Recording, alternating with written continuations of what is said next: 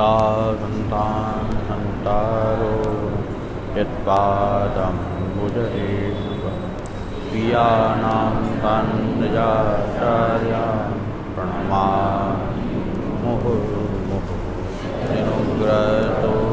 जन्तु सर्वदुःखादिगोपरे तमहं सर्वदा वन्दे श्रीमद्वल्लभ अज्ञानतिमिरान्धस्य ज्ञानाञ्जनशलाकया चक्षुरुन्मीलितं येन तस्मै श्रीगुरवे नमः। नमामि हृदये शेषे लीलाक्षिरातिशायिनं लक्ष्मीसहस्रलीलाभिः सेव्यमानं कलामि चतुर्भिश्च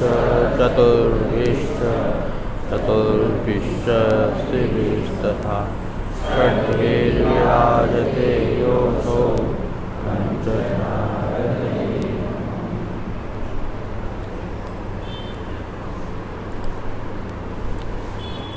શ્રીમદ આચાર્ય ચરણનો પ્રાકટ્ય ઉત્સવ હમણાં જ આપણે બધાએ મનાવ્યો છે. શ્રીમદ આચાર્ય ચરણનો પ્રાકટ્ય ઉત્સવ આપણા બધા પુષ્ટિમાર્ગીઓ માટે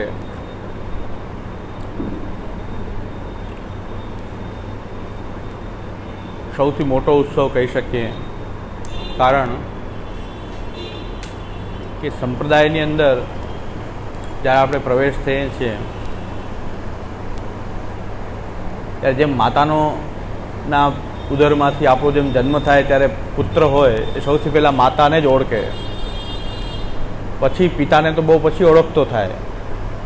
અને માતા સાથે એનું એટેચમેન્ટ માતા સાથે સૌથી વધારે હોય, કારણ કે એના ઉદરમાં જે રહે 9 મહિના સુધી સૌથી પહેલાં જીવનમાં પણ એને જ પહેલાં જોવે. એમ સંપ્રદાયની અંદર આપણે ઠાકુરજીથી કે શ્રી કૃષ્ણથી આપણો પરિચય તો બહુ પછી છે, પણ આપણો જે માતા સાથે જેમ સૌથી પહેલો પરિચય હોય એમ સંપ્રદાયમાં શ્રી આચાર્યચરણ સાથે આપણો સૌથી પહેલો સંપર્ક છે, સંબંધ છે. એટલે આપણું મંગલાચરણ પણ ઠાકોરજીને વંદના પછી કરે છે, શ્રી આચાર્યચરણને પહેલાં વંદના કરે છે. ચિંતા સંતાન હંતારો યત્પાદાંબુજરેણવ સ્વીયાનામ તાન નિજાચાર્યાન પ્રણમામિ મુહુર્મુહુઃ.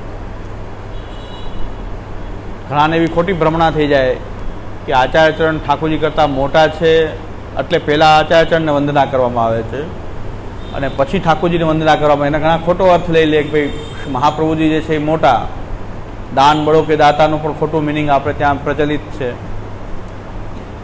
પણ સંપ્રદાયની દ્રષ્ટિએ જોઈએ, અનુયાયીની દ્રષ્ટિ જોઈએ, આપણા જેવાની દ્રષ્ટિ જોઈએ તો આચાર્યચરણ પહેલાં શું કામ કે માર્ગને બતાવનારા, પ્રભુને બતાવનારા, પ્રભુ સુધી પહોંચવાનો માર્ગ બતાવનારા, ભક્તિનું સ્વરૂપ બતાવનારા, જગતનું, બ્રહ્મનું, જીવનું સ્વરૂપ બધું શ્રી આચાર્યચરણે એ બતાવ્યું છે. અને એ માર્ગ ઉપર ચાલીને આપણે પ્રભુ સુધી પહોંચી શકીએ છીએ કે ભક્તિ સુધી પહોંચી શકીએ છીએ.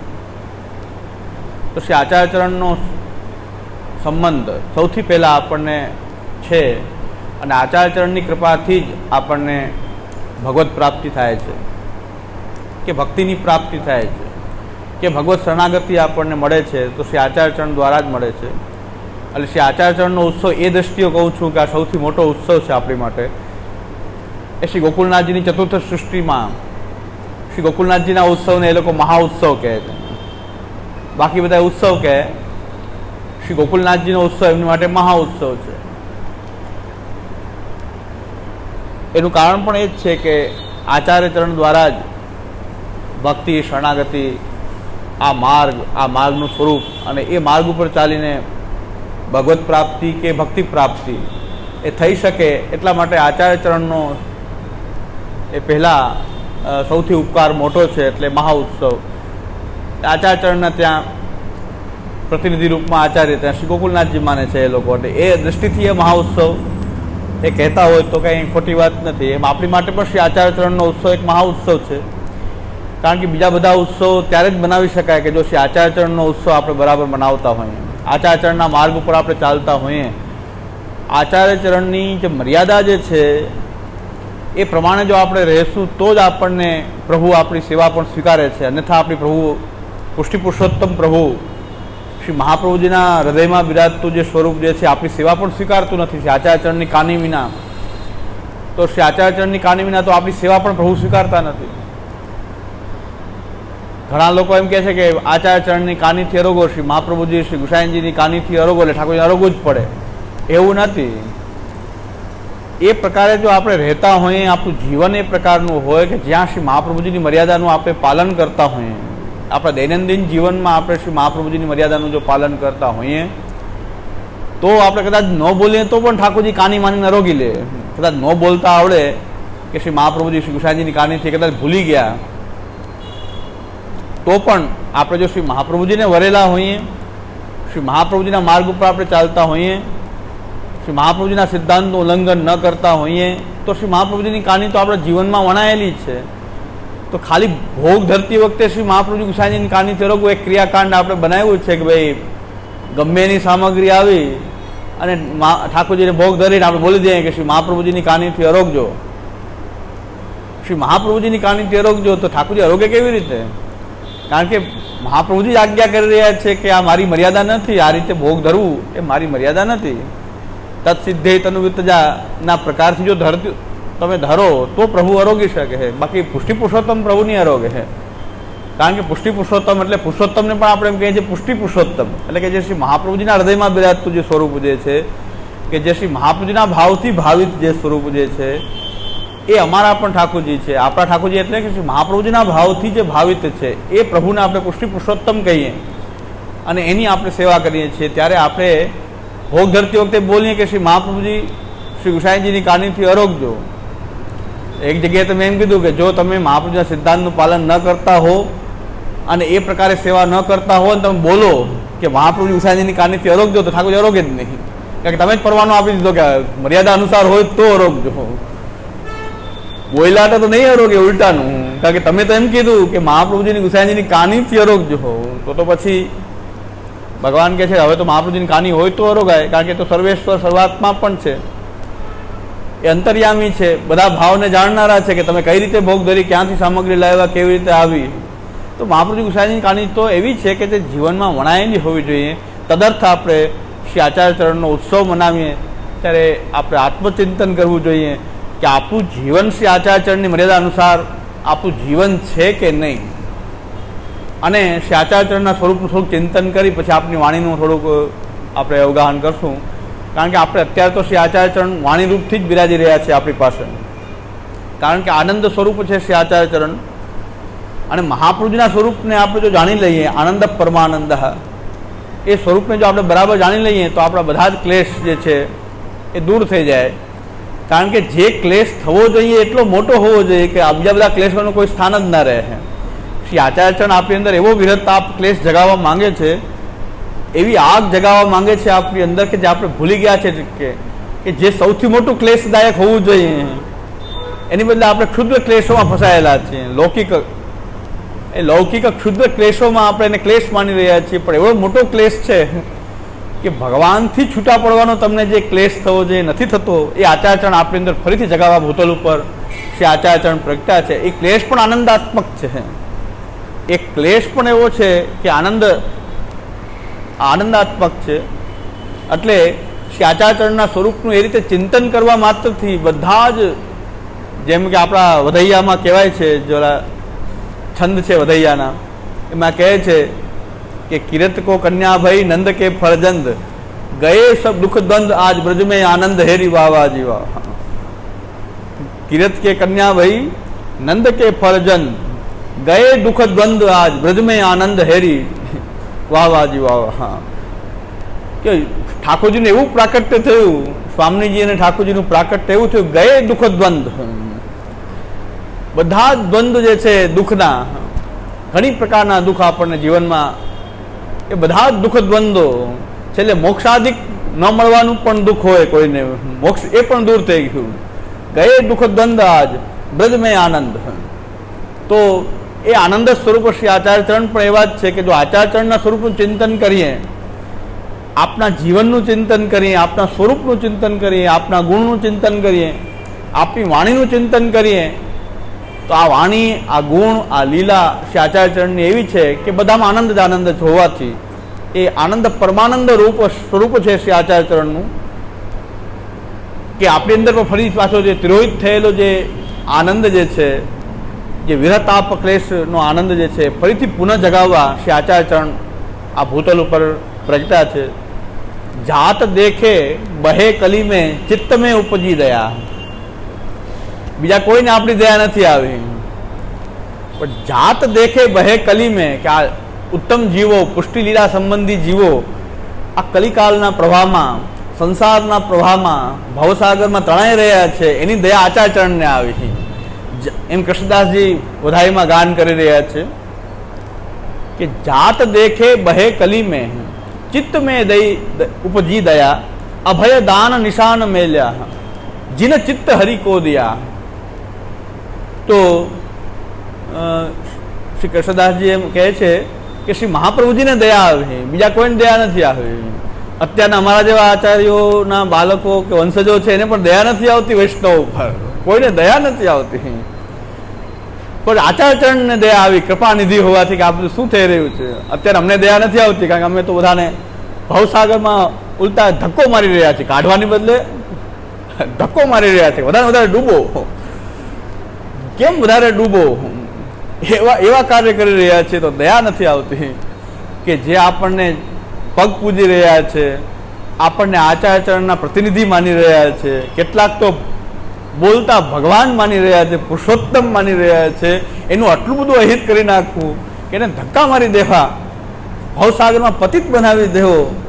પણ આચાર્યચરણ તો એવા નથી.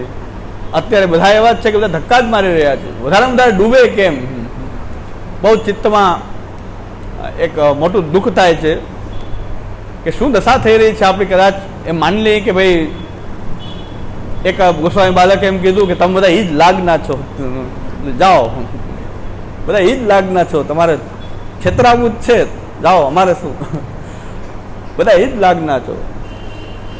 તો એ ક્રોધનો ભાવ છે, દયાનો ભાવ તો નથી. દયા આવવી જોઈએ કે ભાઈ આ લોકોનું શું થઈ રહ્યું છે. આ કલિકાલનો પ્રભાવ એવો છે, કલિકાલ તમસ્યન દ્રષ્ટિત્વાત વિદુષામ અપી સંપ્રત્ય વિષયસ્તસ્ય મહાત્મ્યમ સમબોધભવી. આ કલિકાલ તો એવો છે કે જેમાં જે વિદ્વાન પુરુષો જે છે એની બુદ્ધિ પણ ભ્રમિત થઈ રહી છે. બધા જ લોકો અહંતા મમતા રૂપ સંસારને વળગી રહ્યા છે. એમાં શ્રી આચાર્યચરણને કૃષ્ણદાસજી એમ કહે છે કે આચાર્યચરણને દયા આવી એટલે પોતે ભૂતલ ઉપર પ્રકટિત થયા. આપ જ પોતે પધાર્યા કે બીજો કોઈ ઉદ્ધારનો ઉપાય હવે છે નહીં, તો આપ પોતે ભૂતલ ઉપર પધાર્યા. શ્રી આચાર્યચરણનું પ્રાકટ્ય કેવલ દૈવોદ્ધાર પ્રયત્નાત. અને આપણે પુષ્ટિ માર્ગની દશા એવી છે કે શ્રી મહાપ્રભુજીના પ્રાકટ્ય ઉત્સવ કે જે આપણા માટે ઠાકુરજીના લીલાનું સુખ છોડીને આ ભૂતલ ઉપર આપણી સાથે, આપણે જ્યાં દુઃખી થઈ રહ્યા છે ત્યાં કૂદકો માર્યો શ્રી આચાર્યચરણે.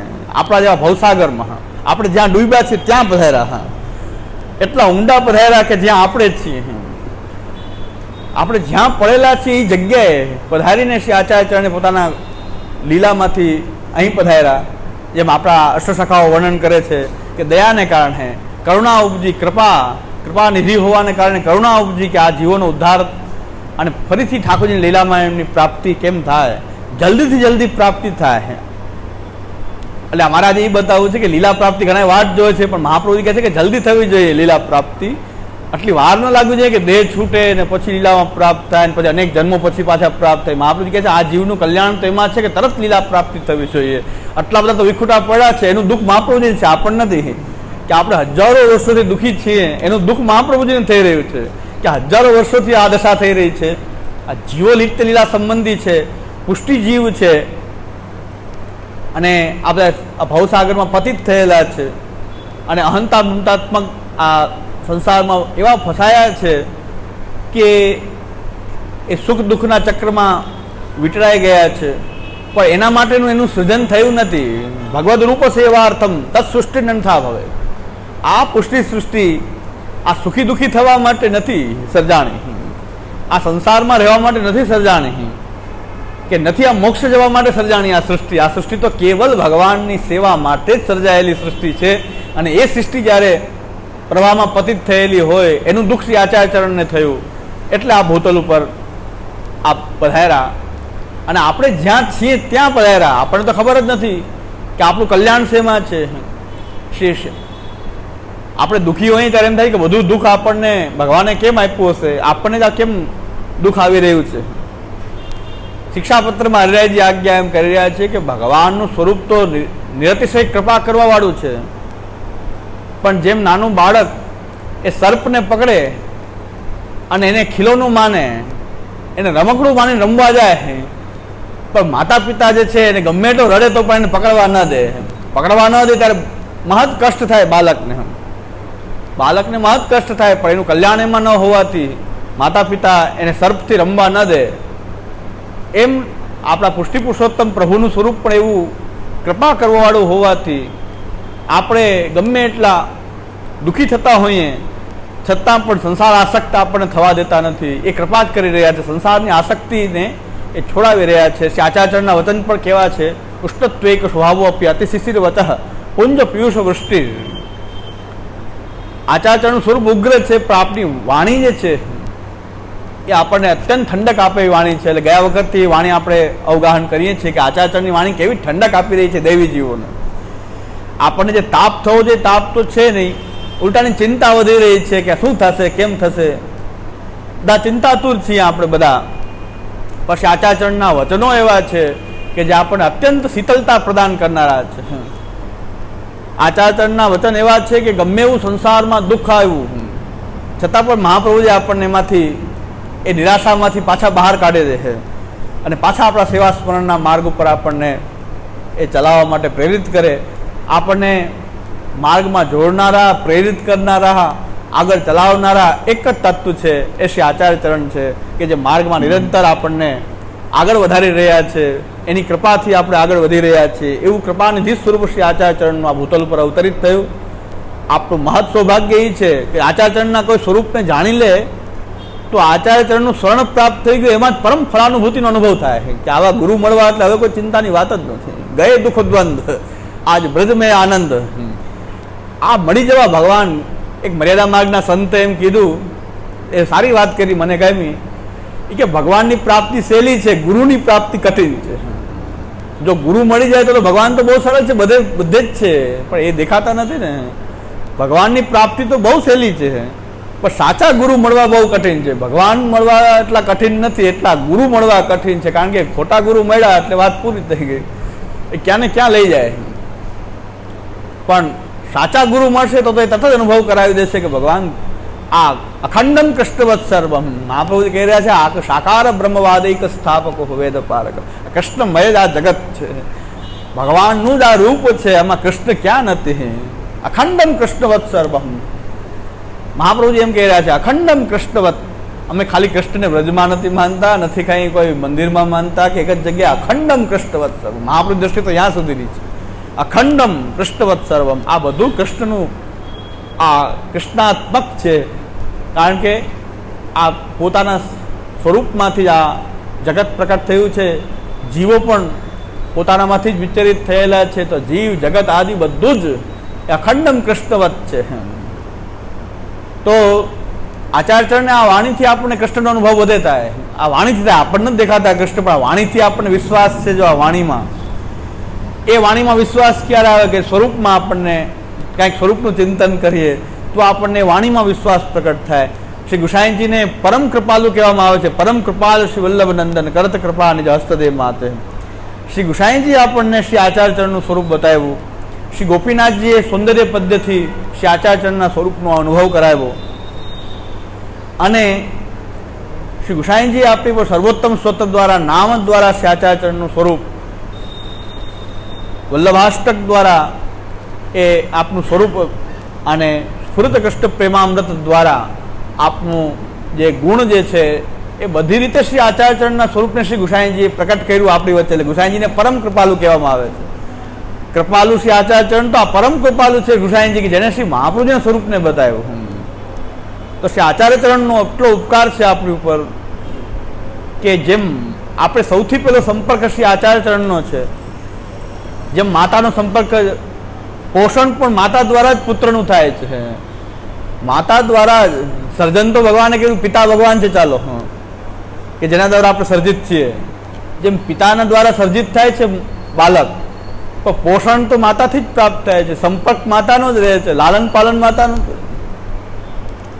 દયારામભાઈ પણ કહે છે કે પખાડી મળને અમળ અંબા કરે, પછી કૃષ્ણ પીધું તાતને થાય મળવું. દયારામભાઈ એમ કહે છે કે ભાઈ પખાડી સુતને અમળ અંબા કરે, એટલે અંબાજી માતાજી નહીં, પણ અંબા એટલે માતા. હા, અંબ એટલે માતા. તો પખાડી મળને અમળ અંબા કરે, પછી એ કૃષ્ણ રૂપ તાતને થાય મળવું. કૃષ્ણ પિતા છે અને કૃષ્ણનું નામ જે છે, દયારામભાઈ ત્યાં નામ, તે કૃષ્ણનું જે નામ જે છે એ માતા છે અને કૃષ્ણનું સ્વરૂપ જે છે એ પિતા છે. પણ પિતા રમાડતો હોય બાળકને, પણ એ મલમૂત્ર કાંઈ કરે તો માતાને આપી દે, સાફ કરો. મલમૂત્ર આદિ કરે તો પિતા જે છે મોટાભાગે એ ના કરે. અત્યારે ઉલટી ગંગા હોય તો વાત અલગ છે, પણ ભારતીય સંસ્કૃતિ પ્રમાણે તો પખાડી મળને અંબા કરે, પછી કષ્ટ તાતને થાય મળવું. દયારામભાઈ કહે છે કે ભાઈ દોષ ધોવાનું કામ તો માતા